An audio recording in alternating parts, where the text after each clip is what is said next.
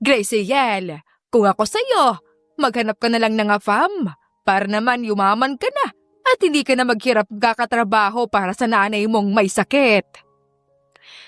Sabi ni Elisa, na kapitbahay nila Graciel. Ngumiti lang si Graciel sa ginang, tapos ay pumasok na sa kanilang maliit na bahay. Nadatna ni Graciel ang ina na si Maria sa kwarto. Agad na nagmano ang dalaga sa kanyang ina na may malubhang sakit. Hi, Nay. Bati ni Graciel sa ina. Sa isang restaurant nagtatrabaho si Graciel para naman may pambili sa kanyang ina na may sakit. Kaya lang, mas lalong lumubha ang sakit ng ginang. Kaya naman, napilitan siya na magtrabaho sa isang lugar. Para kay nanay. Anya, habang tinitignan ang sarili sa salamin, habang suot ang sexing damit. Habang sumasayaw ay lumapit ang boss niya sa kanya at sinabing may nagre-request sa kanya. Nagulat si Graciel dahil first time niya yon, kaya naman kinabahan siya. Hindi ko po alam ang gagawin. Ani Graciel. Mabait yan, sabi ng boss niya. Sinamahan siya ng boss niya at pumunta sila sa isang VIP room. Nang makapasok sa loob, kinabahan agad ang dalaga, lalo na nang makita niya ang isang lalaking nakaupo sa malambot na sofa, nakasandal, nakapikit, para bang pagod pero hindi nawawala ang tikas. Hi. Mahinang bati nito, sabay abot ng kamay. I'm Lance. Hindi agad nakagalaw si Graciel, pero marahan niyang inabot ang kamay ng lalaki. Mainit, malambot, at tila ba may kapangyarihang nagpapakalma sa kabog ng kanyang dibdib. Ako po si Graciel. Umupo ka, please. Don't worry. I won't ask you to do anything you don't want to do. Naupo ang dalaga, pero halatang kabado pa rin. You don't belong here. Biglang sabi ni Lance, nakatingin sa kanya. Napatingin si Graciel, kunot ang noo. Po, anong ibig mong sabihin? I mean, your eyes. They are kind, sad, but kind. You look like someone who doesn't deserve this kind of place. Bakit ka nandito? Napasinghap si Graciel. Hindi siya agad nakasagot. Pero sa lambing ng tinig ni Lance, parang nawala ang takot sa kanyang dibdib. Para kay nanay. May sakit po kasi siya. Matagal na. Hindi ko na po alam kung saan pa ako kukuha ng pambili ng gamot. Kaya kahit labag sa loob ko, tinanggap ko ang trabahong to. Tumango si Lance. You are brave. Hindi po. Wala lang po talaga akong choice. Sandaling natahimik ang dalawa. Maya-maya, muling nagsalita si Lance. Do you want to get out of here? Not just tonight. I mean, totally. Nagulat si Graciel. Tumingin siya sa lalaki. At sa unang pagkakataon ay nagtagpo ang kanilang mga mata ng matagal. Anong ibig mong sabihin? I want to help you. Seryosong sagot ni Lance. Not because I pity you, but because I see something in you. Strength, dignity, and maybe a future worth saving.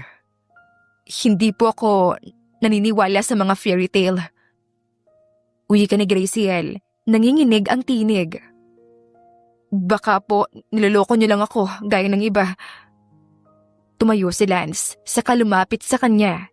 Hindi niya hinawakan ang dalaga. Nakatayo lang siya sa harapan ni Graciel.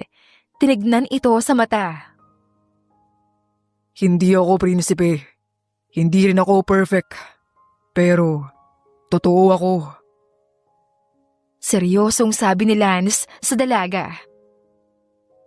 Ganoon ang nangyari sa mga sumunod na gabi. Palaging pinapatawag ni Lance si Graciel at nag-uusap sila. Isang araw, ibinaba ni Lance ang cellphone niya sa mesa ng bar. May pinakita siyang bank transfer receipt. Malaki ang halaga para sa ospital at gamot ng ina ni Graciel. Bayad na ang utang niyo. Naipasok ko na si nanay sa ospital. Kompleto na rin ang gamot niya. Bakit mo ginagawa to? Hindi naman ako importante. Lumapit si Lance. Because you just don't know it yet. Makalipas ang ilang araw, matapos masigurong maayos na ang kalagayan ni Nanay Maria sa ospital, sinundo ni Lance si Graciel mula sa bar. Hindi na siya pinabalik sa trabaho. Hindi rin siya pinilit ng lalaki. I have a house. Sabi ni Lance habang nasa kotse sila. Too big for one person. I want you to stay there. Sa bahay mo? Yes. You and your mom. Kung na-discharge na siya. But for now, just you. Lance, ayokong abusuhin ng kabaitan mo. Nahihiya na nga ako sa lahat ng ginawa mo para sa amin ni Nanay. Hindi ko alam kung ano ang isusukli ko sa'yo. I'm not asking for anything in return, Graciel. But if it will make you feel better, we can make a deal. Napakunot ang noo ng dalaga. Anong klaseng deal? Ikaw na ang bahala sa bahay. You will help out with cleaning, organizing, cooking if you want. In short, ikaw ang magiging ilaw ng bahay ko. Sabi ni Lance sabay ngiti. Namula si Graciel. Parang kasambahay? No. Sagot ni Lance, nakangiti pa rin. Ikaw ang magiging kapiling ko. Pero on your terms, wala akong ibang hihilingin kundi ang mapayapang tahanan. Nakarating sila sa malaking mansyon. Pumasok sila at hindi makapaniwala si Graciel sa loob. Malinis, mabango, tahimik, at malayo sa maliit at sirasarang bahay na kinalakihan niya. Totoo ba to? Mahina niyang tanong, halos pabulong. Totoo. At ito na, ang bago mong tahanan. Ipinakita ni Lance kay Graciel ang guest room. May malambot na kama, sariling banyo at bintanang tanaw ang hardin.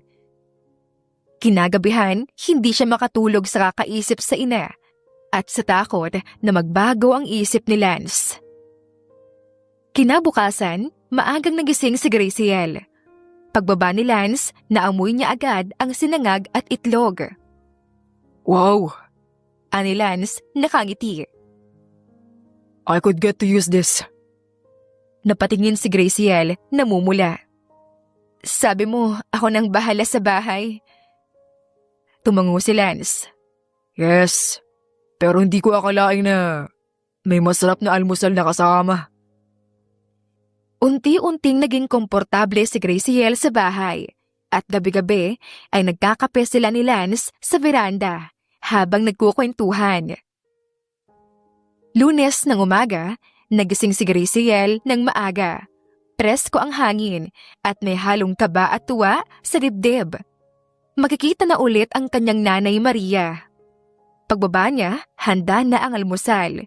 Naroon si Lance, hawak ang termos ng kape. Good morning. Bati ni Lance sabay abot ng tasa. Good morning, ang aga mo. Hindi ako sanay matulog ng mahaba kapag may importante akong pupuntahan. At ngayong araw na ito, importante. Dadalawin natin si Nanay Maria. Tumango si Graciel at tahimik na humigop ng kape. Paglabas nila ng bahay, papunta sa kotse, binuksan ni Lance ang pinto ng sasakyan para sa kanya. Ready? Ready na. Sagot niya, bagamat hindi maiwasang mag-alala. Sana gising na si Nanay. Sana nga. Gusto ko rin siyang makausap. May gusto sana akong sabihin. Napalingon si Graciel, nagtataka. Ano yun? Surprise na lang. Sagot ni Lance sabay ngiti ng pilyo. Tahimik ang biyahe. Nagpatugtog si Lance habang si Graciel naman ay tahimik na nakatanaw sa bintana. Hawak ang prutas para sa ina. Pagdating sa ospital, dumiretso sila sa kwarto ni Maria. Marahang tinulak ni Graciel ang pinto. Nay, mahinang tawag niya. Bumungad sa kanila si Maria. Nakaupo sa kama at may manipis na kumot sa hita. Nakatutok sa bintana ngunit agad na napalingon nang marinig ang boses ng anak. Graciel, anak. Mahina ngunit masayang sambit ng matanda. Biglang bumilis ang kilos ni Graciel. Mabilis siyang lumapit, niyakap ang ina at saglit na napaluha. Nay, kumusta po kayo? Medyo mas malakas na. Salamat sa Diyos. At sa inyo. Nandito ka anak at andito rin si Lance.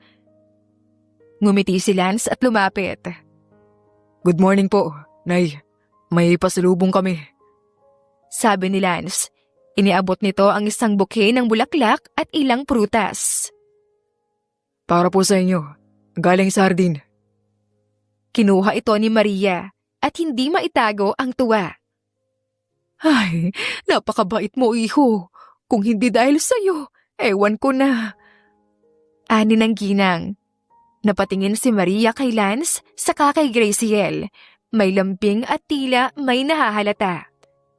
Masigla siyang nagkwento habang si Lance naman ay tahimik na nakikinig, minsang nagpapatawa. Bago umalis, hinawakan ni Maria ang kamay ni Graciel.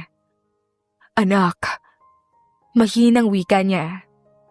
Minsan, ang tunay na tahanan ay hindi isang bahay. Tao yan. At sa mga mata ng lalaking yan, nakikita kong gusto kanyang gawing tahanan. Hindi kanya tinutulungan dahil naaawa siya. Tinutulungan kanya dahil mahalaga ka sa kanya. Natigilan si Graciel, bahagyang namula, pero pinigil ang pagngiti. Paglabas ng ospital, tahimik siyang naglakad. Hindi nangulit si Lance. Pinagmasdan lang siya at binuksan ang pinto ng kotse. Anong sabi ni nanay? Wala. Basta, ang kulit lang niya minsan. Baka may tinutumbok. Nakangiting sabi ni Lance. Hindi sumagot ang dalaga, pero malinaw ang sagot sa kanyang mga mata. Magaan ang biyahe pa uwi, tahimik pero payapa. Pagdating sa bahay, sabay silang bumaba. Gusto mong magpahinga na muna? Hindi pa ako pagod. Gusto ko sanang magluto ng merienda. Perfect. Kasi gusto ko sanang kumain ng turon. Aba, demanding. Hindi naman. Nag-wish lang. Pagkapasok sa bahay, sabay silang nagtungo sa kusina. Tinanggal ni Lance ang relo at nilapag sa mesa.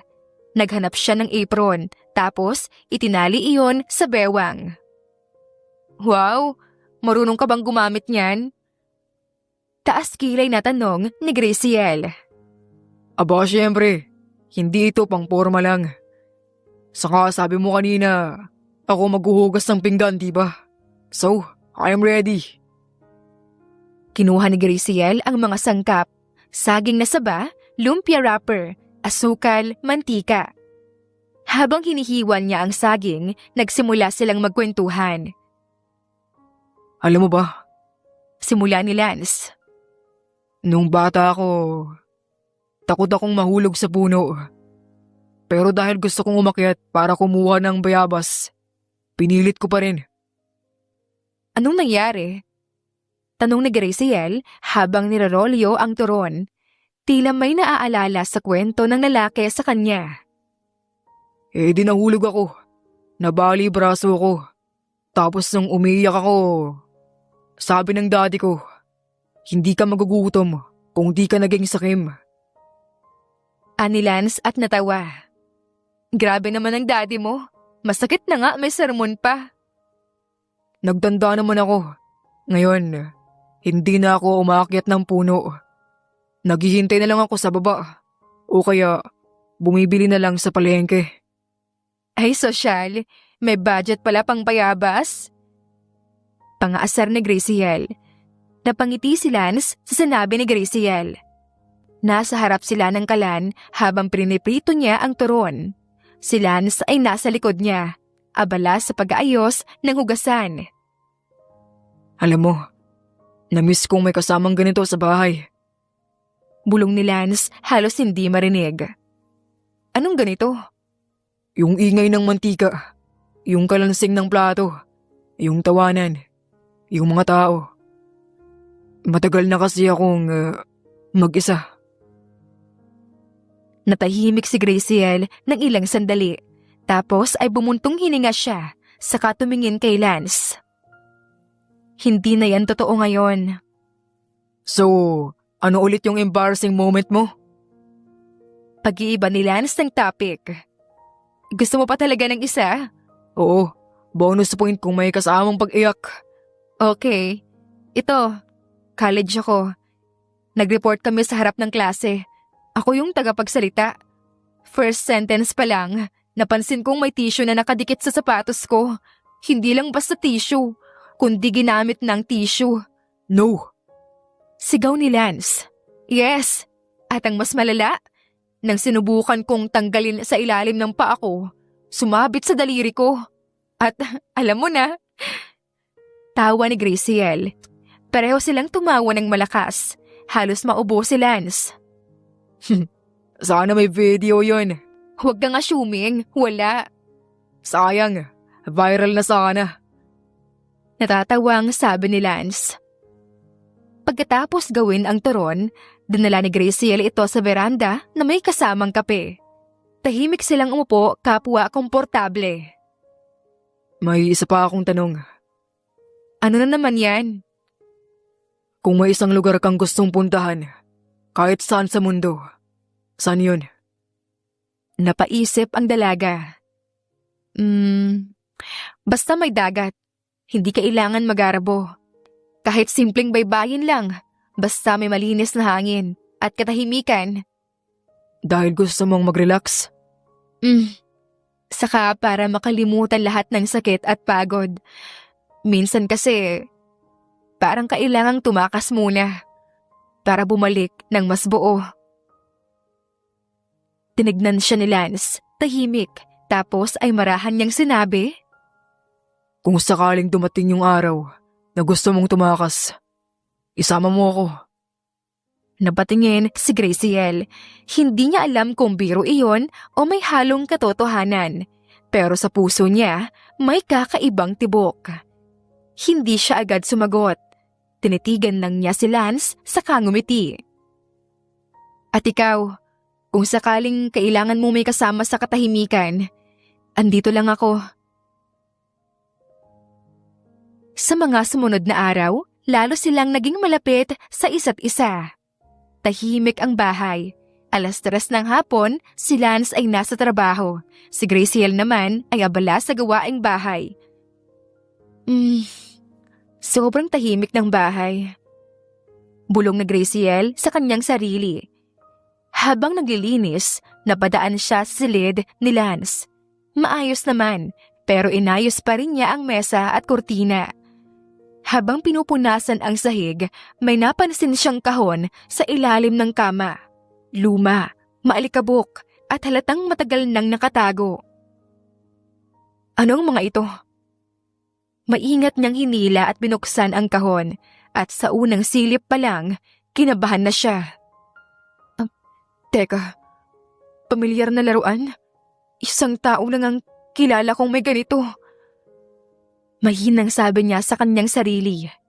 Lumang laruan, kahoy na robot, laruang kotse na may label na lanlan, yoyo, sirang tops, jackstones. Natulala siya sa kanyang nakita. Sa ilalim may photo album. Nanginginig siya habang binubuklat ito.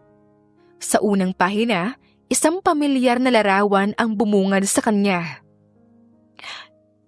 Totoo ba ang lahat ng ito? Naguguluhang sabi ng dalaga. 2 bata ang nasa larawan. Isang lalaki at isang babae. Magkayakap, nakatitig sa kamera. Masaya, masigla, at puno ng inosenteng pagmamahal. Sa ilalim ng larawan, nakasulat, Lanlan and Gracie, Summer 2005. Natigilan siya. Umalingaw-ngaw sa kanyang isip ang pangalang iyon. Lanlan at si Gracie. Siya yon, siya si Gracie. At si Lanlan? Si Lance? Siya si Lanlan? Bulong niya, nanginginig ang boses. Bumalik ang mga alaala. Ang batang laging may dalang candy, tumatakbo pa uwi kasama siya at tumatawag sa kanya ng Gracie na may kakaibang lambing. Oh Diyos ko! Pabulong na sambit ni Gracie habang isa-isang nililipat ang pahina ng album. May mga larawang magkasama sila, kumakain ng ice candy, nagtatampisaw sa ilog, nagkukwentuhan sa ilalim ng mangga. Sa gitna, may isang krayolang guhit, batang lalaki at babae. May araw, bahay at nakasulat, Lanlan plus Gracie equals forever friends. Doon na bumuhos ang luha ni Gracie. Halo-halong gulat, tuwa, sakit at matinding pangungulila ang naramdaman niya. Bakit ngayon lang? Bakit hindi ko siya nakilala agad? Paano ko nakalimutang may Lanlan sa buhay ko? Paano? Tumulo ang luha ni Graciel habang binubuklat ang album.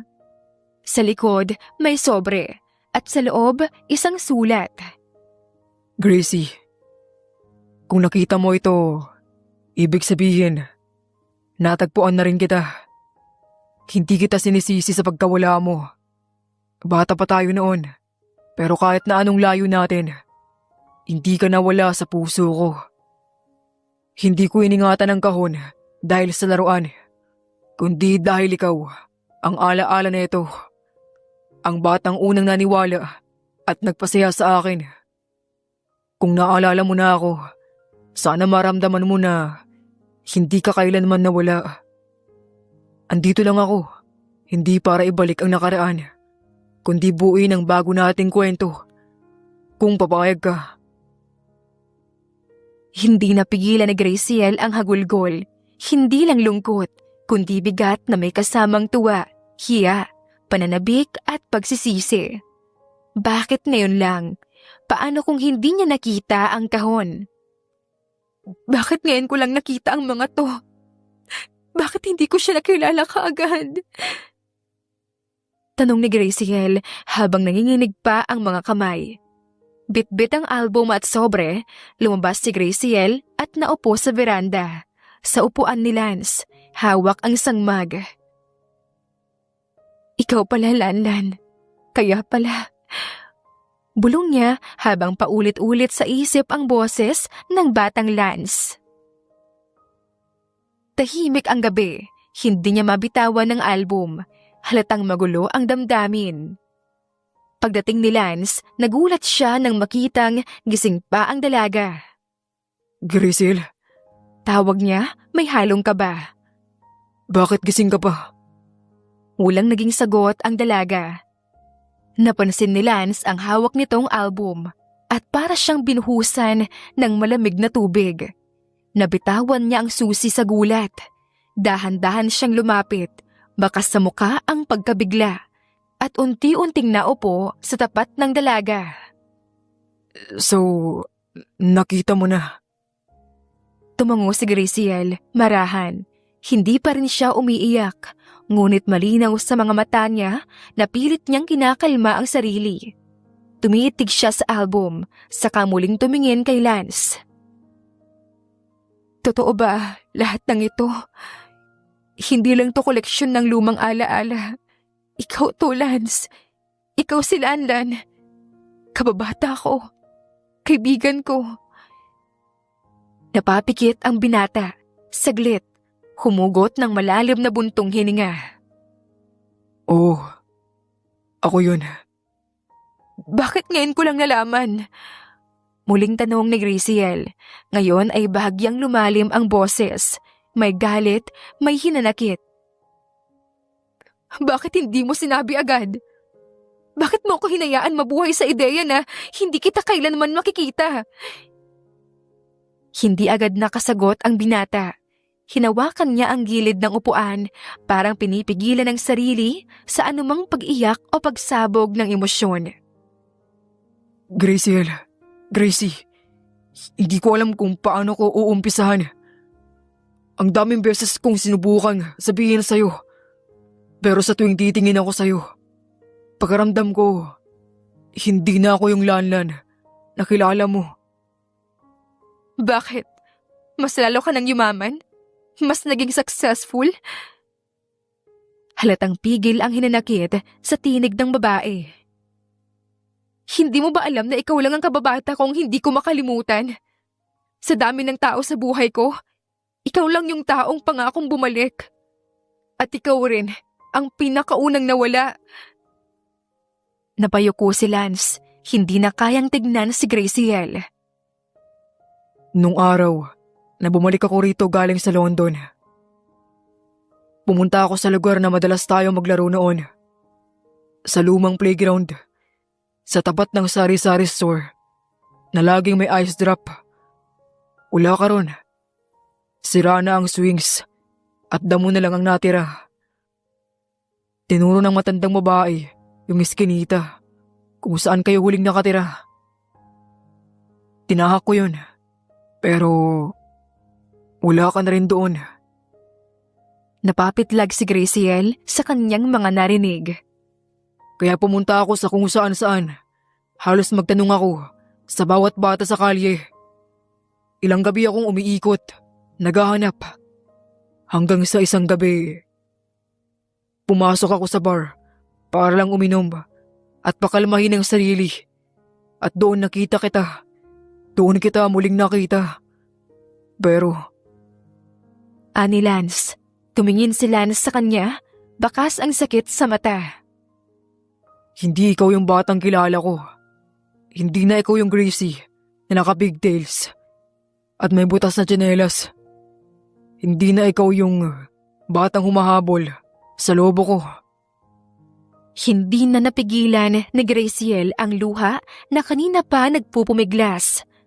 Bumagsak ito sa kanyang pisngi at sa wakas, nagsalita siya. Akala ko, kinalimutan mo ko. Ikaw ang hindi ko nakalimutan. Sa kabila ng lahat ng pinagdaanan ko sa London, trabaho, pagod, lungkot, ang tanging iniuwi ko, pabalik, ay ang alaala mo, Gracie. Sa bawat sulok ng bahay ko, ikaw ang inspirasyon ko. Kaya ayoko lang bastang sabihin. Gusto ko munang siguraduhin na ligtas ka, napayaba ka, bago ako humiling ng kahit na ano. Pero, gusto ko sanang ikaw mismo ang nagsabi. Naluluha na rin si Graciel. Nanginginig ang tinig. Hindi yung ako pa yung makakadiscover. Hindi yung parang sikreto akong bahagi ng buhay mong nilimot. Marahang hinawakan ni Lance ang kamay ni Graciel. Hindi ito pumalag, ngunit hindi rin siya lumingon. Walang araw na hindi ko iniisip kung nasan ka. At ngayong andito ka na, Gracie. Hindi ko nakakayaan pa na mawala ka ulit. Sambit ni Lance. Walang umimik. Tanging ingay ng hangin at pintig ng puso ang maririnig. Hindi ko alam kung paano ko haharapin to. Nalilito ako. Masaya ako pero masakit kasi ang tagal mong nawala. At ngayon, nandito ka na. Pero parang hindi ko alam kung paano kita muling yayakapin bilang Lanlan. Hayaan mo ako na lang ang maghintay ngayon. Kung kailan mo na kayang tanggapin yung nakaraan natin, saka mo ako tawagin ulit bilang Lanlan. At sa wakas, dahan-dahan, si Graciel ay tumayo, lumapit kay Lance at walang sabi-sabing niyakap ito. Mahigpit, puno ng luhang bumabagsak mula sa kanyang mata. Hindi niya ito pinigilan. Hinayaan niya ang damdaming sumabog. Lan, bulong niya. Lunes ng umaga, inihanda ni Graciel ang almusal at mga dadalhin sa pagdalaw sa kanyang ina na si Maria. Isang gabi na ang lumipas mula nang matuklasan niya ang kahon, laruan, litrato, at alaala ni Lanlan na si Lance pala. Sa ospital, nakita nila si Maria sa pribadong silid. Tahimik siya, ngunit nang makita ang dalawa, ngumiti, ngiting may alam, may lungkot at galak. Nay, malambing na bati ni Graciel. Lumapit siya sa ina. Hinalikan niya ang pisngi ng ina at inabot ang dalang mainit na sabaw. Kumusta po ang pakiramdam niyo? Mas magaan, anak. Lalo na kapag ikaw ang nakikita ko. Tumawa ang ina niya nang marahan, saka tinawag si Lance. Halika iho, dito ka. Sambit ni Maria kay Lance. Lumapit naman si Lance sa ginang. Hindi siya agad makatingin ng diretsyo sa matandang babae. Ngunit si Maria kalmado lang, parang may hinihintay. Pagkakain, nagpaalam sandali ang nurse na babalik na lang maya-maya para sa gamot. Naiwan silang tatlo sa loob. Tumingin si Maria kay Lance. May gusto ba kayong sabihin sa akin? Tanong ni Maria sa dalawa. Nagkatinginan naman sina Graciel at Lance. Nay, may gusto po sana kaming ikuwento. Ngunit bago pa man siya makapagsalita ng buo, tumingin si Maria ng diretsyo kay Lance. Ikaw at si Lanlan ay iisa, di ba? Hindi nakaimik ang binata. Paano? Paano niyo po nalaman? Sa tingin mo ba, hindi kita makikilala? Napangiti si Maria, may kirot sa kanyang ngiti. Nung una pa lang kitang makita, may kutob na ako. Ang mata mo, Lance, hindi nagbago. Ganoon ka pa rin tumingin kay Graciel. Nay! Sambit nito, tinatakpan ang bibig habang naiiyak. Bakit hindi niyo agad sinabi? Ayokong pangunahan ng tadhana, anak. Gusto kong malaman mo sarili mong panahon. Pero sa puso ko, naramdaman ko na, hindi ako nagkamali.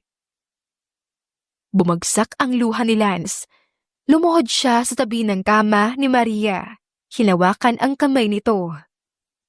Pasensya na po kung hindi ko agad sinabi. Pero alam ko pong hindi ako pwedeng manahimik habang may utang akong katotohanan sa inyo. Lanlan, bulong ni Graciel. Ngayon ay lumapit na rin sa ina at sa kanya. Kaya pala hindi ko maipaliwanag ang pakiramdam ko sa'yo. Tumango si Lance. Ikaw ang tahanan ko. Noon pa man, Gracie. Hindi ko lang agad naisip yon. Akala ko, mawawala na lahat. Pero nang makita kita ulit sa lugar na yon, ramdam kong kailangan kong bumawi. Sa mga taon, sa mga pangako, sa lahat ng naiwan. At hindi lang ikaw ang pinili kong balikan. Pati si nanay. Dahil alam kong bahagi siya ng alaala ko, ng kabataan kong gusto kong muling buhayin. Humagulgol si Graciel. Niyakap si Lance sa harap ng ina.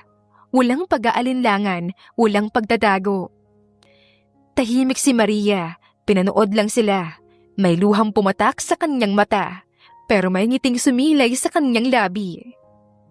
Kung ito na ang huling pagkakataong makikita kong buo ulit ang anak ko, masaya ako. Dahil sa wakas, andito ka na ulit, Lanlan. Matapos ang emosyonal na pag-uusap, masaya na silang nagkwentuhan. Wala nang lihim sa kanilang pagitan. Ilang araw ang lumipas, nagdesisyon sina Graciel at Lance na mag-beach. Hindi pa pwedeng sumama si Maria, kaya silang dalawa lang. Tahimik si Graciel sa biyahe, nakatitig sa bintana habang nilalampasan ang mga bundok at baryo. Napansin ito ni Lance. Sino yung iniisip mo? Baka may naiwang kasalanan sa bahay. O baka gusto mo kong iwan sa gitna ng highway.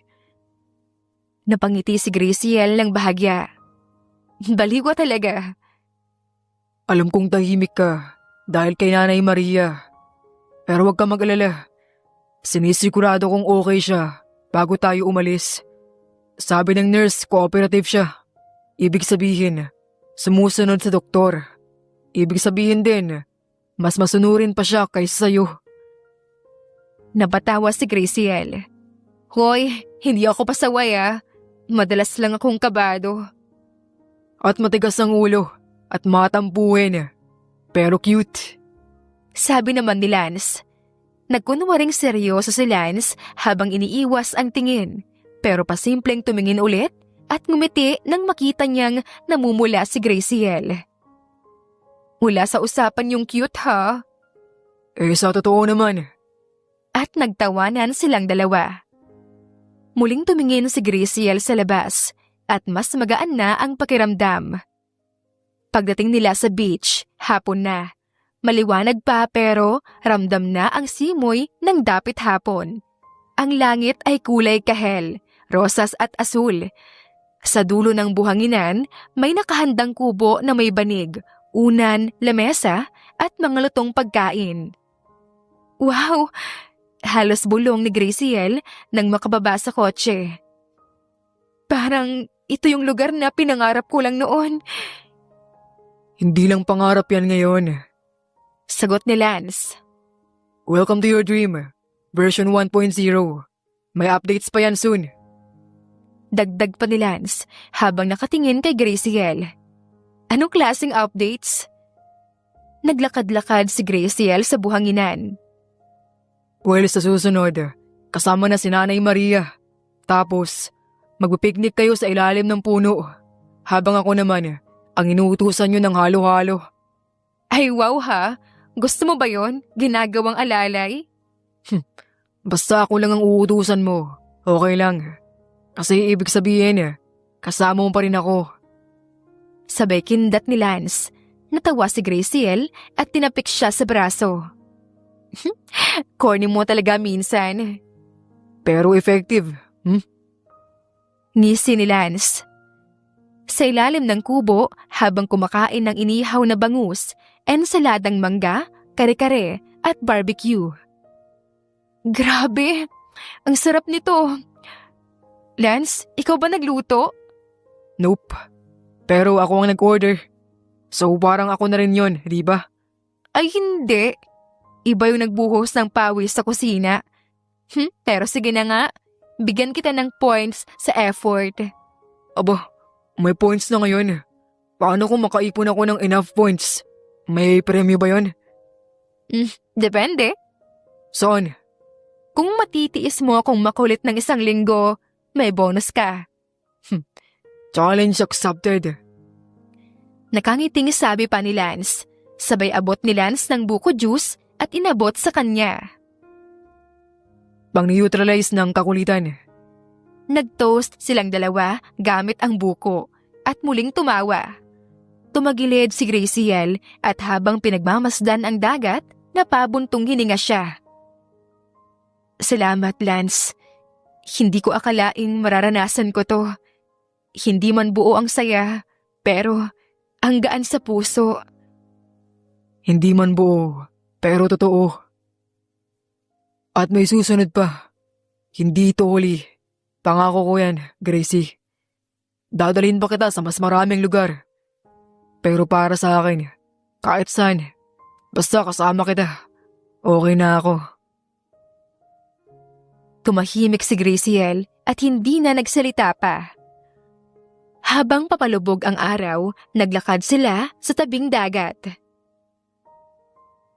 Naalala mo dati? Sinulat ko sa papel na gusto ko makakita ng sunset sa dagat. Pero may kasamang note, sana hindi ako mag-isa. At eto tayo ngayon. Nakangiting sabi ni Lance. Oo, hindi ako mag-isa. Napahinto si Graciel at tumingin kay Lance. Salamat. Walang anuman. Pero pwede bang hilingin ko rin ng isang bagay? Ano yun? Pwede bang sa next na beach trip, may kayakap na ako habang nanonood ng sunset? Napanganga si Graciel at nagtawanan silang dalawa. Nang sumapit ang gabi, sa tabi ng bonfire, nakaupo sila sa banig. Suot ni Graciel ang manipis na hoodie, habang hawak naman ni Lance ang kumot na handang ibigay kung ginawin siya. Alam mo ba, Gracie? Panimula ni Lance, may hinahalukay sa apoy gamit ang patpat. Naalala pa rin kita. Noong batang-bata pa tayo. Sobrang kulit mo. Palaging galit kapag nauubusan ng candy. Napahalakhak si Graciel. Excuse me, di ako galit no. Naiinggit lang kasi may mas maraming candy, si Lanlan. Parang may unlimited supply. Kasi sinanay mo, mahigpit. Ako, lahat ng luwang baka wala. May kapalit na tsokolate. Lakas mo pa umiyak kapag hindi ka binibigyan. Hoy, di ako madramang bata. Expressive lang. Totoo ba? Kaya pala noong nabasag mo yung laruan ko, umiyak ka muna bago nag-sorry. Emotional blackmail agad. Nagkatawanan silang dalawa. Sandaling bumalik ang aliwalas sa mga mata ni Graciel. Ngunit maya-maya ay naging seryoso ang kanyang tingin habang pinagmamasdan ang apoy. Namiss ko yun, Lance. Yung mga panahong hindi pa masyadong komplikado ang lahat. Laro lang, kwentuhan lang, habulan, sumbong kay nanay. Alam mo bang matagal kitang hinanap? Biglang wika ni Lance, malumanay ang tono. Pag-alis ko papuntang London, ang dami kong hiniling na sana, kahit sa panaginip man lang, makita pa kita. Talaga? Noong araw na nakita kita sa bar, to be honest, hindi ko akalain na ikaw yun. Pero noong tumingin ka sa akin, tumigil ang mundo. Doon na ako sigurado na ikaw, si Gracie ko. Palaging nagdadala ng pasang notebook kasi laging nababasa sa ulan. Napangiti si Graciel pero may bakas ng luha sa gilid ng kanyang mata. Hindi ko akalain na ikaw si Lanlan. Akala ko lang mabait ka, pero totoo pala yung kutob ko. Kaya pala parang may connection agad. Alam mo ba, nung bata pa tayo, crush kita. Napatigil si Graciel sabay tingin sa kanya. Ha? Hindi mo sinabi? Siyempre hindi. 8 years old lang ako, no? At lagi mo ako inaasar. Paano ko ba masasabi yun? Ay grabe ka. Ako rin naman, crush kita noon. Akala ko lang gusto lang kita dahil nagbibigay ka ng candy. Sabay silang napatawa. Pero hindi nagtagal, naging seryoso ang mga mata ni Lance habang nakatingin sa kanya. Graciel, alam kong marami kang pinasan sa buhay. At kahit gaano man kita gustong alalayan noon pa man, hindi ko nagawa. Pero ngayon na nandito na ako ulit, hindi na kita hahayaang muling mawala. Natahimik si Graciel. Nangingilid na ang luha sa kanyang mata. Inabot ni Lance ang kamay niya at marahang pinisil. Alam ko, hindi lahat ng sugat kayang gamutin ng panahon. Pero pwede nating sabay na gamutin. Dito, ngayon, kasama ang mga alaala ng pagkabata natin at mga bagong alaala na tayo na ang bubuo. Tumingin si Graciel sa kanya at sa gitna ng mga luha, ngumiti siya. Ang drama mo, pero salamat, Lanlan. Lance. Lanlan na Lance. Muli silang nagkatawanan.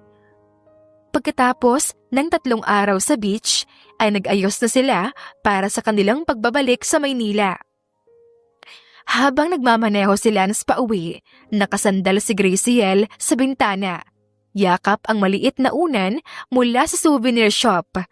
Sa likod ng sasakyan, nakasalansan ang mga pasalubong, dried pusit, keychains, miniature surfboards, at bote ng buhangin at seashells. Nag-enjoy ka ba? Oo naman, sagot ni Graciel sabay ngiti. Parang panaginip. Lumingon si Lance sandali, sabay ngiti. Masaya akong masaya ka. Pagdating sa ospital, agad silang dumiretso sa kwarto ni Maria. Dinatnan nila si Maria na nakasandal sa kama, nakapikit, hawak ang rosaryo. Bahagyang umangat ang kanyang mga mata nang bumukas ang pinto. Aba, heto na ang dalawang nawili sa alon. Masiglang bati ni Maria. Nay, ani Graciel sa ina. Lumapit agad si Graciel at hinalikan sa pisngi ang ina. Ang init ng panahon, pero sana dinala namin yung hangin ng dagat dito. Dinala nga po namin, Nay.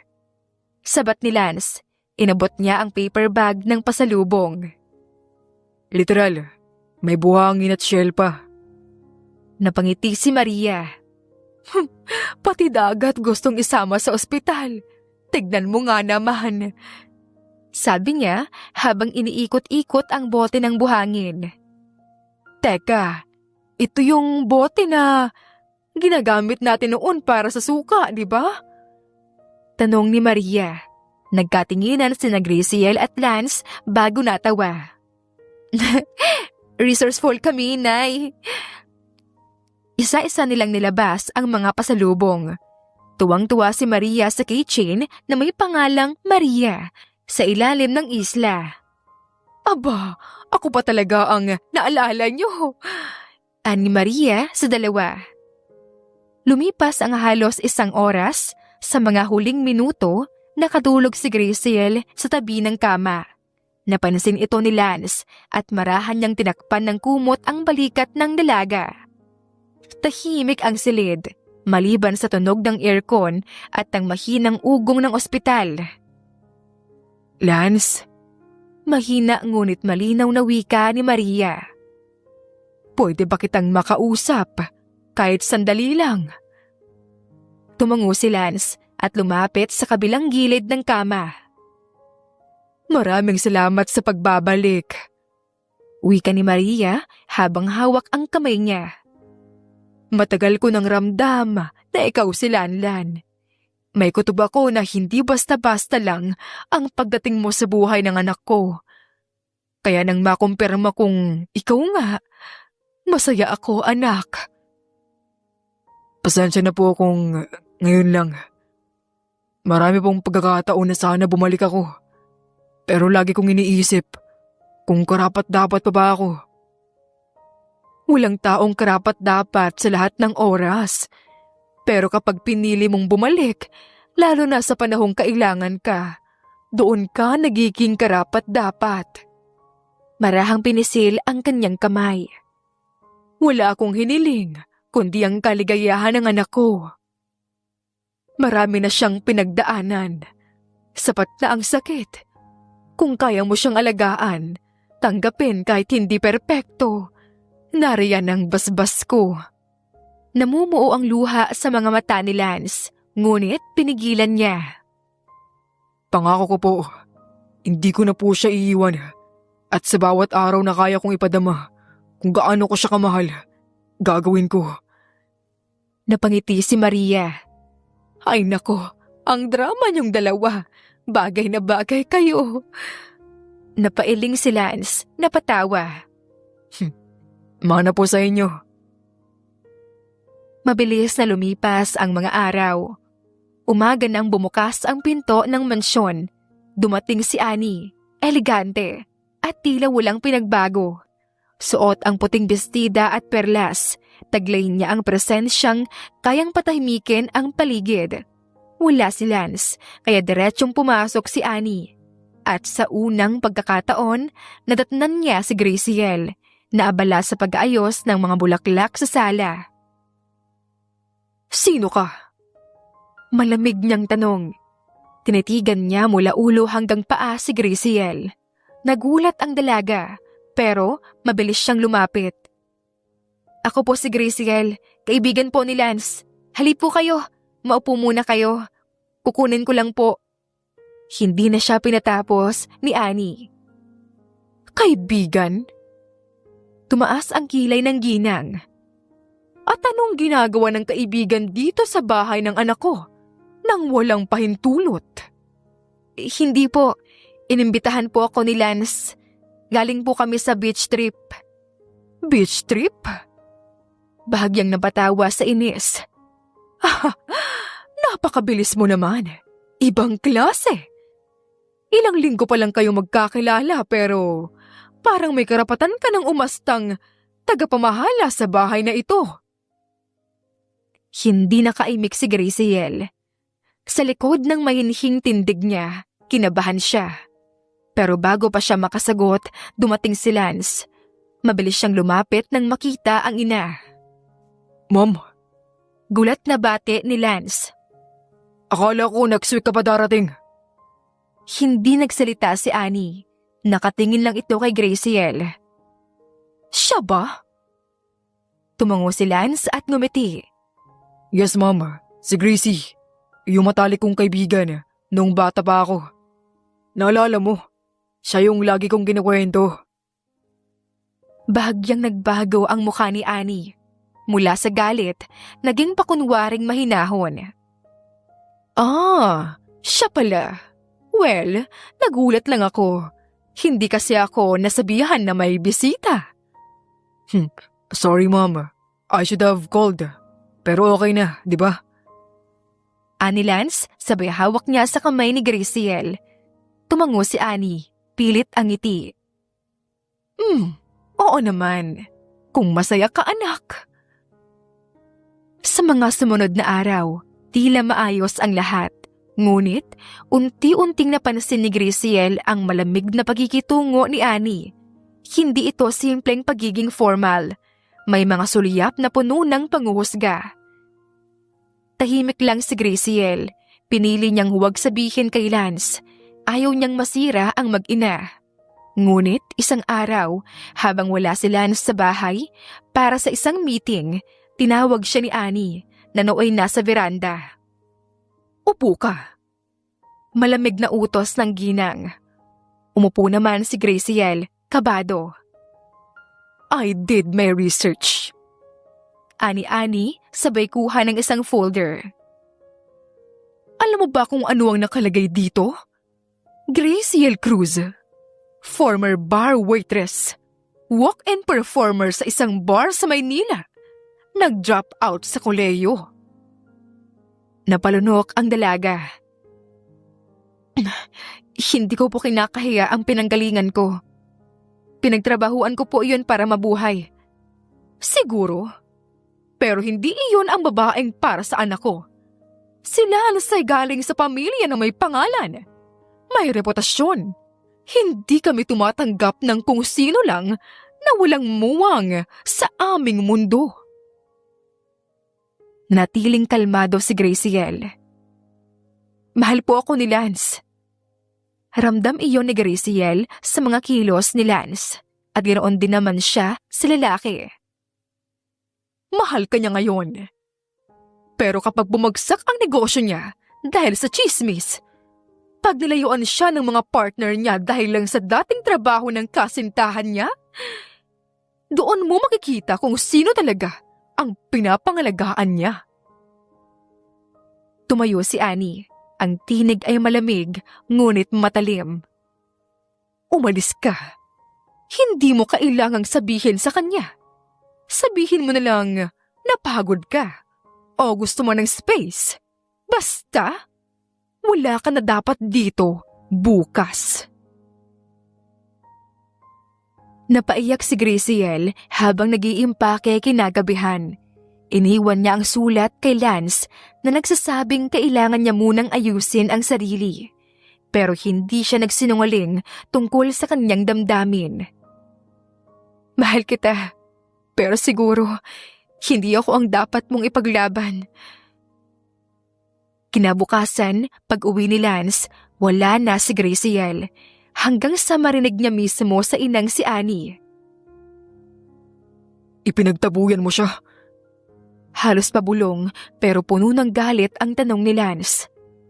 Anak, ginawa ko lang ang tama. Hindi siya ang para sa'yo.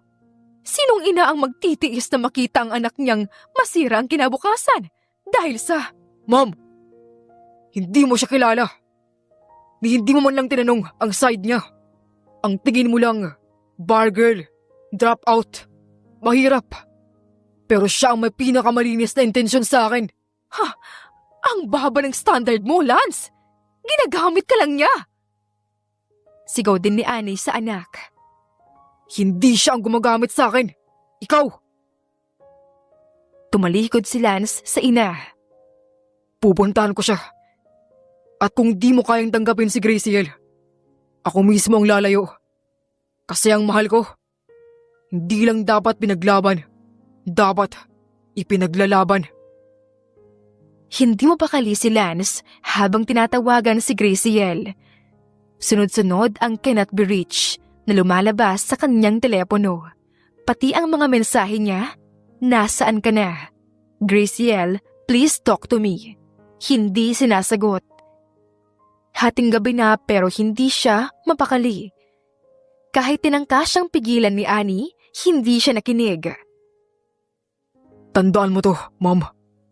Malamig na sabi ni Lance. Kapag nawalan ako ng pagkakataong ayusin to, ikaw ang dahilan. Lumipas ang ilang oras at tumigil ang sasakyan ni Lance sa tapat ng isang maliit na apartment building.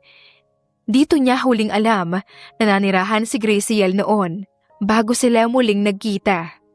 Kinakabahan siya habang tinutungo ang pinto. Wala siyang kasiguraduhan kung naroon nga ito. Pagkatok niya sa pinto ng Unit 5B, isang pamilyar na mukha ang sumilip. Lance! Gulat na sabi ng dating landlady ni Graciel. Uy anak, wala si Graciel dito. Ilang araw na siyang wala rito. Pero may iniwan siyang sulat sa drawer. Baka para sa'yo. Kaba ang naramdaman ni Lance habang binubuksan ang sobre. Ang sulat kamay. Kilalang-kilala niya ang penmanship ni Graciel. Mahal kong Lance, pasensya na kung hindi ako nakapagpaalam ng maayos. Hindi ko kayang manatili sa lugar kung saan palaging kailangan patunayan na ako ay sapat.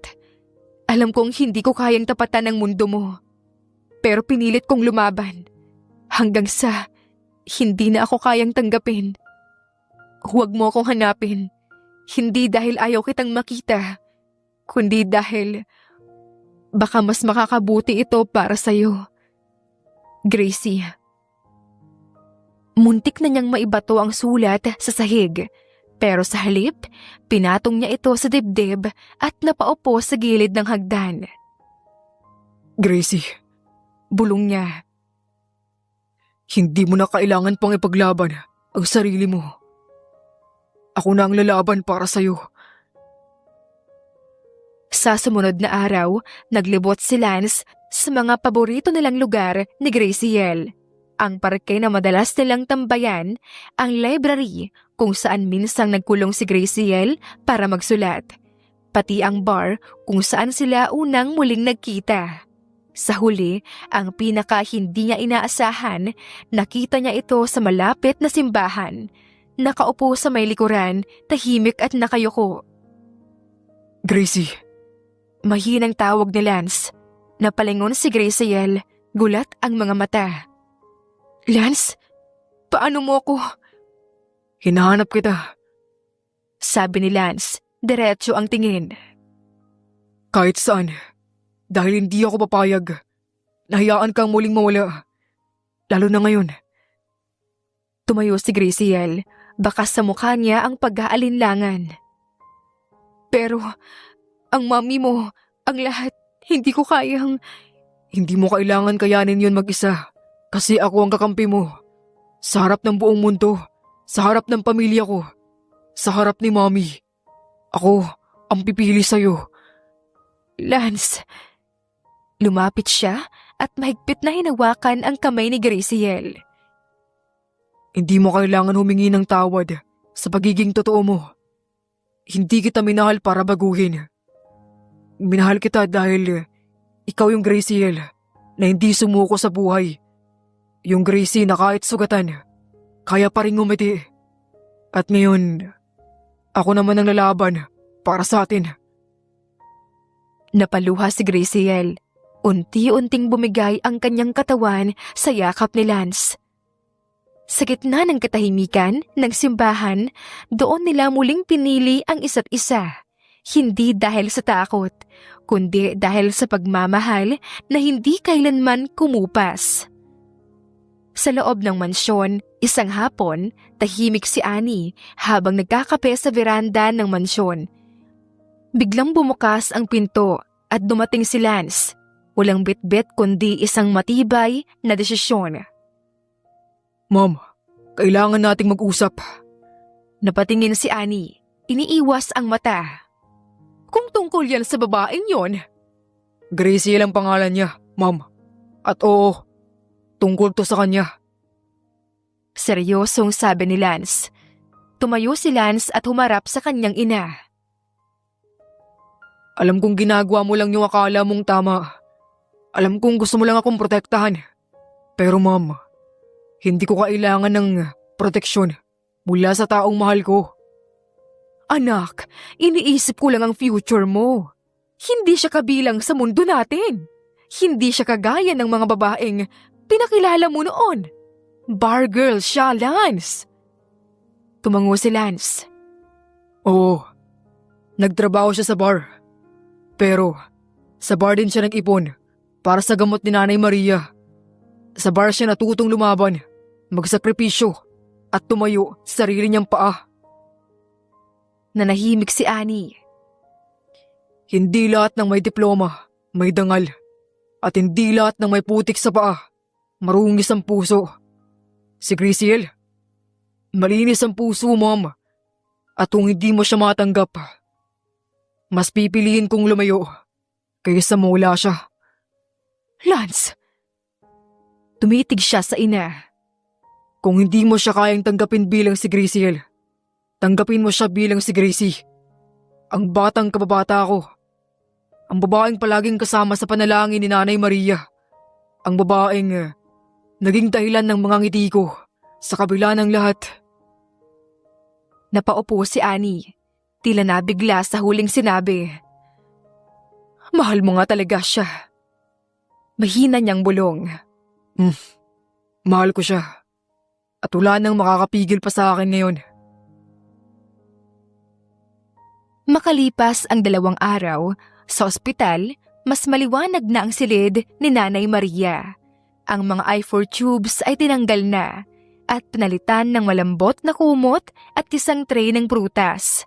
Nakatayo si Graciel sa tabi ng kama, hawak ang kamay ng ina. Habang si Lance ay nasa kabilang gilid, may dalang bouquet ng fresh sunflowers, ang paborito ni Nanay Maria. Nay, nagkangiting sabi ni Graciel. Pinayagan ko na pong lumabas. Salamat sa Diyos. Akala ko, hindi ko na mararanasan tong araw na to. Mararanasan mo ba, Nay?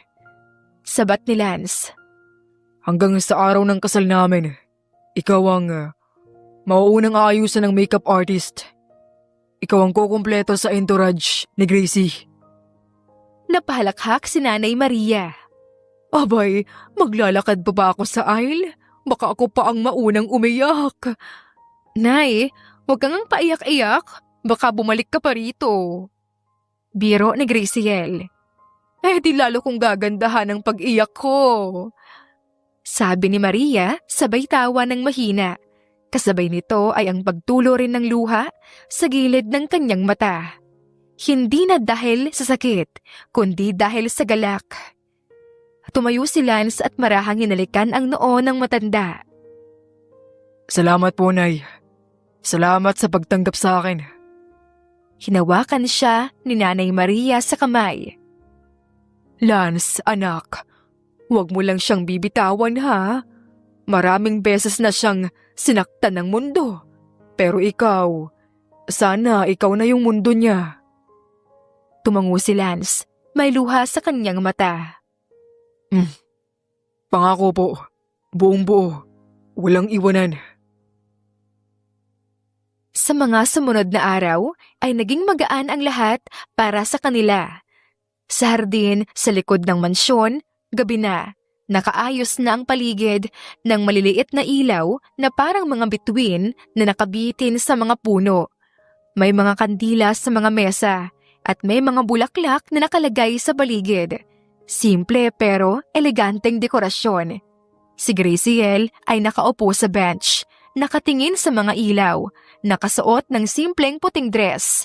Si Lance naman ay lumalapit, may hawak na maliit na kahon na may singsing. Gracie, Napalingon si Graciel. Nginitian siya. alam mo ba, matagal na kitang iniisip. Kahit noong mga bata pa tayo. Hindi lang kasi dahil sa crush o sa pagmamahal. Dahil sa bawat pagsubok na pinagdaanan mo. Nakita ko kung gaano ka katatag. Kung gaano katapang magmahal. At kung gaano tayo kalakas kapag magkasama. Kinuha ni Lance ang maliit na kahon. May makintab na singsing na may diamante sa loob. Gracie, gusto kong tanungin kung gusto mo ba ako makasama. Hindi lang sa saya, kundi sa hirap at ginhawa ng buhay. Gusto kong maging asawa mo. Will you marry me? Nakita ni Graciel ang luhas sa mga mata ni Lance at bigla din siyang napaiyak. Lance, oo, oo. Sagot niya, mahina pero puno ng emosyon. Habang inilalagay ni Lance ang singsing sa daliri ni Graciel, niyakap niya ito ng mahigpit. Tila ayaw nang pakawalan. Sa likod nila, dahan-dahang lumabas si Maria mula sa kusina. May dalang kamera para kuhaan ang sandali. Sumilip din si Annie mula sa pintuan. May halo ring emosyon sa mukha. "Welcome to the family, Lanlan," sabi ni Maria, puno ng pagmamahal. Dumating na ang pinakahihintay na araw ni Lance at Graciel, ang kanilang kasal. Sa harap ng simbahan, naroon ang mga bisita, kababata, kaibigan at kaanak. Nang bumukas ang pinto, lumitaw si Graciel sa puting gown na may bordang bulaklak. Sa altar, natulala si Lance. Sa kanilang sumpaan, dama ng lahat ang tunay na pag-ibig. Nagpalakpakan ang mga bisita sa pag-iisang dibdib ni Lance at Graciel. Pagkatapos ng seremonya, tumuloy ang lahat sa mansyon para sa kasiyahan. Masigla ang musika, masarap ang pagkain at masaya ang kwentuhan. Ngunit sa isang sulok ng hardin, tahimik na lumapit si Annie kay Graciel. May bakas ng kaba at pagsisisi sa kanyang mga mata. "Graciel, maraming araw kong pinili ang pride ko kaysa sa kabutihan. Pinili ko ang nakaraan mo kaysa sa kung sino ka ngayon. At ngayon, gusto kong humingi ng tawad. Hindi ko agad nakita kung paanong ikaw ang nagpalakas kay Lance. Kung paanong minahal mo siya kahit wala siyang yaman o apelyido. Patawad, anak." Hindi agad nakapagsalita si Graciel. "Ma, hindi ko po hiniling na mahalin niyo ako. Pero salamat po dahil ngayon, hindi niyo na lang ako tinanggap. Minahal niyo rin po ako. Patawad din po kung minsan pinangunahan ako ng takot." Nagyakapan sila, mahigpit, totoo, at puno ng paghilom. Sa hindi kalayuan, lumapit si Nanay Maria kay Annie. Nagkatitigahan muna sila bago nagbitaw ng ngiti. "Ang anak natin, sila na ngayon ang magsisimula ng panibagong pamilya. Ang sakit, ang galit, lahat ng iyon, kailangan nating iwan sa pintuan ng nakaraan. Kasi sa harap natin, may bagong buhay na binubuo." Nakangiting sabi ni Maria. "Salamat, Maria. Hindi madali para sa akin, pero salamat sa pagtanggap, sa kabaitan mo sa anak ko, at sa pagpapalaki mo kay Graciel. Ngayon alam ko na kung bakit siya minahal ni Lance ng buo. Sabi naman ni Annie, nagyakapan silang dalawa na parang simbolo ng pagkakabuo ng dalawang mundo na dating magkaiba. Sa gitna ng kasiyahan, tinawag ni Lance ang pansin ng lahat. Excuse me po. Sa lahat ng narito, meron ba kaming isang balita na gusto naming ibahagi? Nakangiting sabi naman ni Lance. Magiging daddy na po si Lance. Ani Graciel. Sumigaw sa tuwa ang mga bisita. Nagpalakpakan. May umiiyak sa saya. Lumapit naman si Annie at hinalikan ang noo ni Graciel. Salamat anak. Binigyan mo ko ng isang apo at isang bagong pag-asa. Sabi ni Annie. Hinalikan ni Lance ang kamay ni Graciel habang niyakap sila ni Nanay Maria. Sa ilalim ng buwan at mga ilaw ng hardin, sumayaw ang bagong kasal. Wala ng takot, wala ng lihim, puro saya. Sa gabing iyon, hindi lang sila nagsumpaan ng pag-ibig, pinag-isa rin ang dalawang pamilya. Makalipas ang ilang buwan, lumalaki na ang tiyan ni Graciel. Isang umaga, habang nagkakape si Lance, lumapit si Graciel na parang may importanteng misyon. Love, malambing niyang tawag.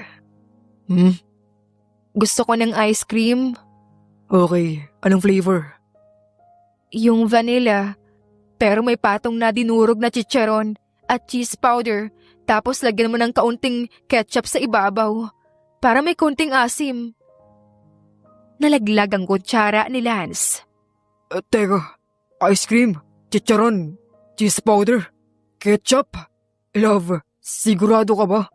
Yes, hindi ko alam kung bakit, pero sobrang naamoy ko siya sa utak ko. Gusto ko siya, as in now na. Seryosong sabi niya sa asawa. Napailing na lang si Lance, tumayo at bumuntong hininga. Okay, I'll make it happen. Nakangiting sabi ni Lance sa kanyang pinakamamahal na asawa at hinalikan ito. Pagdating sa grocery, naka-jacket, naka-cup at mukhang isang lalaking nawawala sa mundo ng grocery. Inisa-isa ni Lance ang mga kakaibang sangkap. Vanilla ice cream? Check. Cheese powder. Nakuha sa popcorn section, chicharon, may isang pack pa. Ketchup? Madali lang. Pero habang nagbabayad na siya sa counter, tinignan siya ng cashier. Party po, sir? Hindi, cravings ng asawa ko. Sagot ni Lance, pagod pero nakangiti. Buntis po? Anong cashier? Unfortunately, oo. Proudly oo. Sabi ni Lance. Nang makauwi sa kanilang bahay, ay inayos na ni Lance ang masterpiece ni Graciel sa mangkok. Hindi niya maiwasang maisip kung normal pa ba ito. Pero nang makita niyang kumislap ang mata ng misis niya, nang matikman ang unang subo, this is it! Grabe, ang sarap, love! Tikman mo! Masayang sabi ni Graciel sa asawa. I'll pass. Iling ni Lance. Makalipas ang ilang araw, habang nagpapahinga si Lance sa couch, bigla siyang ginising ng amoy hindi masarap, hindi rin mabango, basta weird. Tumayo siya at sumilip sa kusina. Naabutan niyang pinapainit ni Graciel ang itlog na maalat sa gatas. Love! Halos mapasigaw si Lance. Ano ginagawa mo? Try mo, Han. Ang sarap kaya. Eggy milk. Proud na sabi ni Graciel. Graciel, that's not even a thing. Ngiwi ni Lance sa asawa. But it should be. Sagot ni Graciel, puno ng ngiti ang muka. May isa pang beses, 2:00 ng madaling araw, nagising si Lance sa sipol ni Graciel habang hawak ang cellphone. Love, tulog ka na? Obviously hindi na. Sagot ni Lance at bumaling kay Graciel. Gusto ko ng nilagang mais, pero yung mais dapat malamig. Yung parang galing ref, tapos lagyan mo ng peanut butter. Yung crunchy saka kaunting suka. Mais, peanut butter, suka, malamig. Inulit ni Lance habang nagkakamot ng ulo. Please? Tinignan ni Lance ang orasan at tumayo na lang. Alam mo, love, mahal na mahal talaga kita. Alam ko. Sagot ni Graciel sabay kindat. Sa sumunod na araw, sa klinik ng OB-GYN, habang iniaabot ng nurse ang prenatal vitamins, tinanong siya ni Doktora Ramirez. Kamusta po ang appetite, Mrs.? Tanong ng doktora. Sobrang okay, Doc. Actually, may bago po akong paborito. Champurado na may isda. Pero hindi tuyo yung pritong tilapia. Tapos lagyan ng konting cocoa powder sa ibabaw, saka chili flakes. Napatingin si Dr. Ramirez kay Lance, na tahimik lang sa tabi. Bit-bit ang bag at neck pillow ng misis. Sir, kaya pa po? Tanong ng doktora. Ngumiti si Lance at hinawakan ng kamay ni Graciel. Kahit na ano pa yan, Dok. Basta sila ang mag-ina ko. Kakayanin ko. Ay, hindi ko akalain na darating sa buhay ko ang panahon na maghahanap ako ng peanut butter sa tabi ng isda sa ref. O gagawa ko ng chicharon na ice cream float. Pero, ito na nga kami, mag-asawa. At kahit nakakabaliw ang cravings niya, hindi ko ipagpapalit kahit kailan ang mga gabing to. Dahil sa bawat kakaibang hiling, pinapaalala sa akin kung gaano kalaki ang pagbabago na dinadala ng maliit na buhay sa loob ng tiyan ng babaeng pinakamamahal ko. Bulong ni Lance sa kanyang isipan. Mas mabilis na lumipas ang mga araw sa buhay ng mag-asawa. Habang nanonood sila sa sofa, magkahawak ang kamay, biglang bumalikwas si Graciel. Love, gusto ko ng manggang hilaw. Okay, noted. Sagot ni Lance sa asawa. Pero yung hinog na hilaw, yung medyo lang, tapos isawsaw sa Nutella. Sige baby, basta ikaw. Isang gabi, ilang araw bago ang inaasahang due date, nakaupo si Graciel sa nursery. Nakabukas ang ilaw na dilaw at sa tabi ng crib ay isang maliit na rocking chair. Tahimik siyang nakatingin sa mga baby clothes na nakasabit. Ang mga kamay niya ay nakapatong sa tiyan, pero ang mukha niya may lungkot.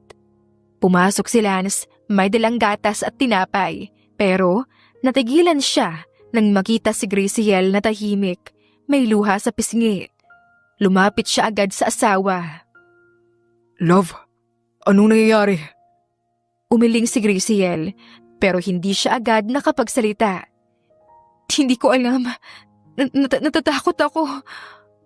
Paano kung hindi ako maging mabuting ina? Paano kung hindi ko kaya? Paano kung magkamali ako? Yumuko si Lance, hinawakan ang mga kamay niya. Graciel. Hinaplos ni Lance ang mukha ng asawa. Mahal, wala sa atin ang may alam sa mangyayari.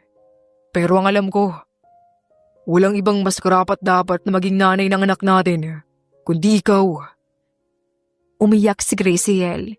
Hindi iyak ng sakit, kundi ng matinding kaba, pressure, pagod, at pagmamahal na hindi niya na kayang ikulong sa dibdib. Minsan naiisip ko, baka hindi sapat yung kung sino ako. Baka paglaki niya, isipin niya, bakit si Mommy galing sa bar? Bakit hindi katulad ng iba? Natahimik si Lance. Tinignan niya ang asawa sa mga mata at mahinahong sinabi ang mahalaga ay kung saan ka patungo, hindi kung saan ka nanggaling. At kung alam lang ng anak natin kung paano ka lumaban para sa kanya, kung paano mo ako minahal ng buo, at kung paano mo binigyan ng kulay ang buhay ko, mamahalin ka niya nang higit pa sa kaya mong isipin. Bumuntong hininga si Graciel at niyakap si Lance. Mahigpit, parang doon siya nakahanap ng lakas. Thank you for choosing me every day. Mahinang bulong ni Graciel. Hinaplos ni Lance ang buhok niya at hinalikan ang kanyang noo. At ako, thank you for saving me from a life of pretending.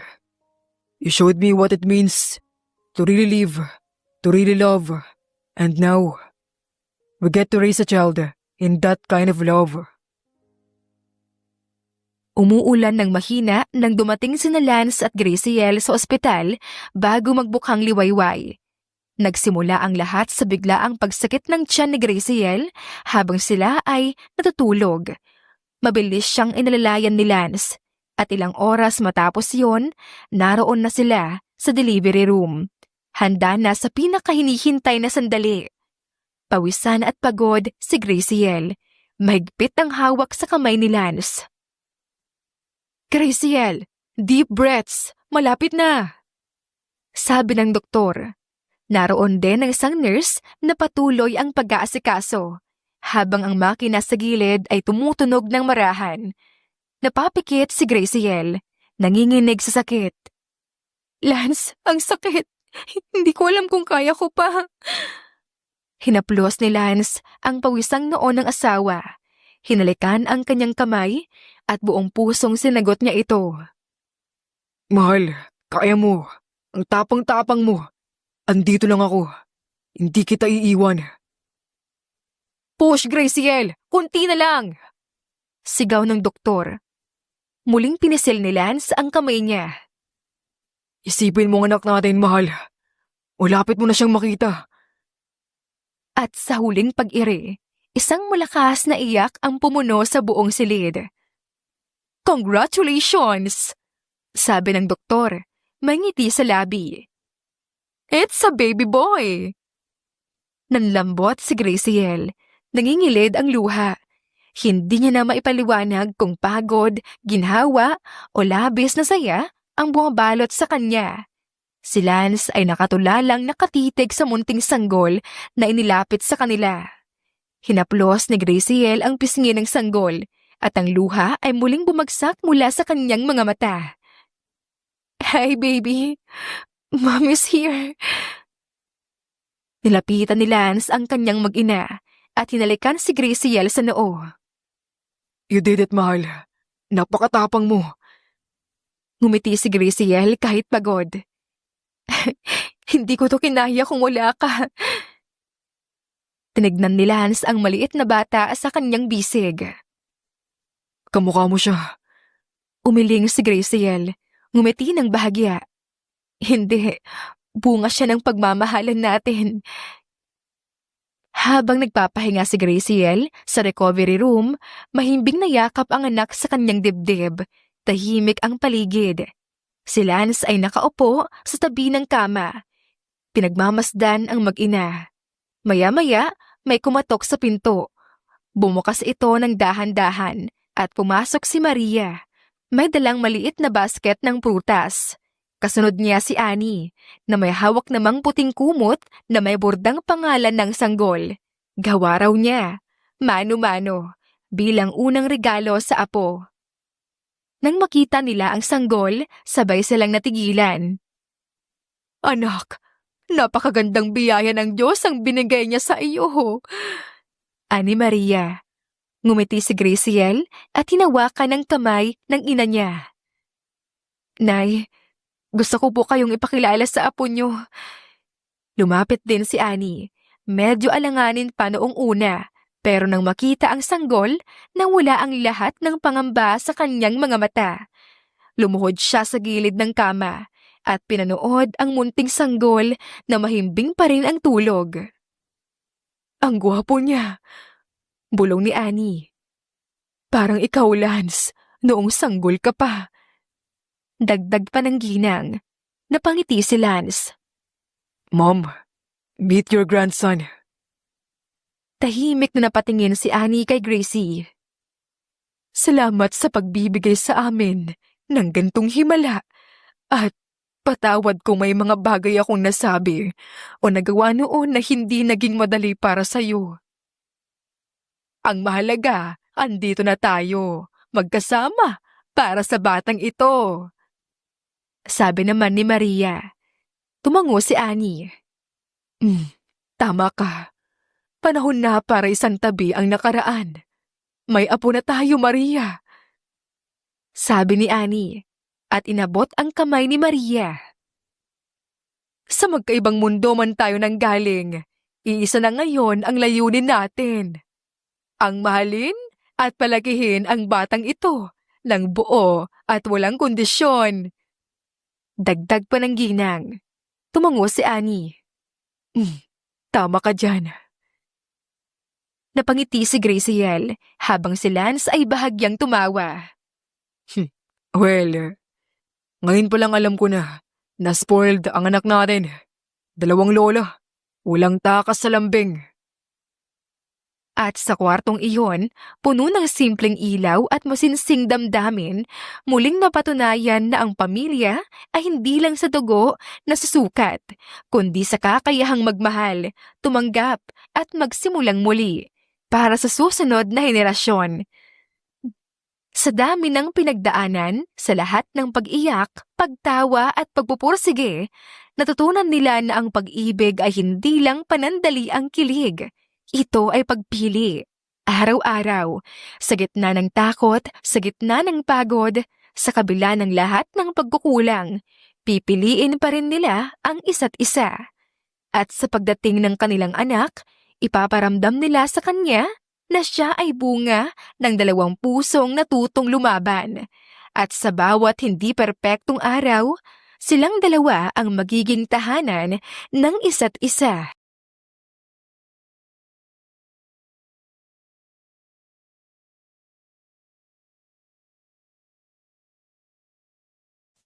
Graciel, kung ako sa'yo, maghanap ka na lang ng afam.